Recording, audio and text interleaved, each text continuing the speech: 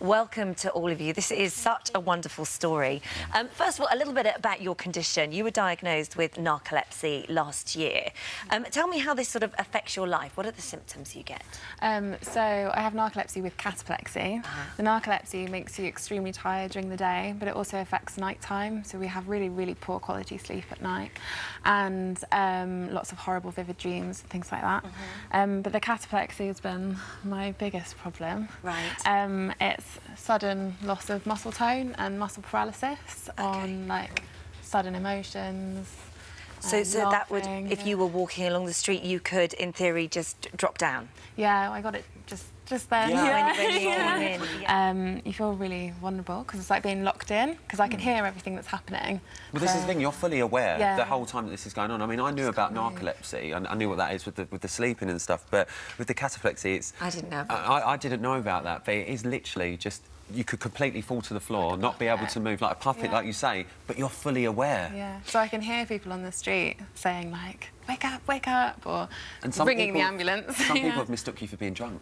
Yes. Yeah, it depends what time I travel. If it's in the evening, there are a lot more tuts and kind of people ignoring me. Gosh, and there was one day in particular when 3 ambulances were called by 3 different people in 3 different episodes. Yeah, just on the way to the station, yeah. And the effect this has had on your life, I mean, you left your job, you've had times when you haven't wanted to leave the house. I mean, this has had a huge effect on you. Yeah, completely changed everything. It, like, turned everything upside down.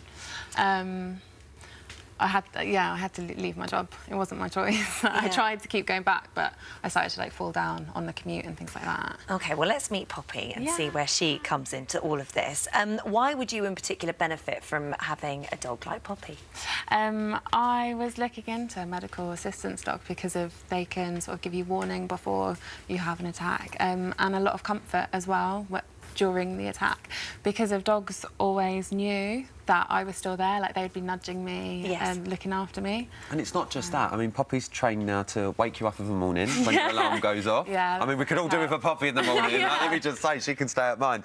And more importantly, look for your medicine bag as well. If anything was to happen to you, she knows where that bag is, what that bag is, and can bring it over. Yeah, she loves looking for it as well. But what's special about Poppy is that she hasn't trained for this since being a puppy. Poppy was a stray. She was found in Ireland and she was taken in, and then she was trained quite quickly, actually. What was her training process? So I got her in February, and it was kind of a matchmaking process. And they literally searched for dogs that they thought that they could train in this short space of time to do it. And it was exhausting, because she was not great to begin with. No, she wasn't. But she's got such a great character, and she's so clever. At the beginning, before she was working, she needed so much input that was kind of like a downside. But now she's had the foundations, she's just perfect.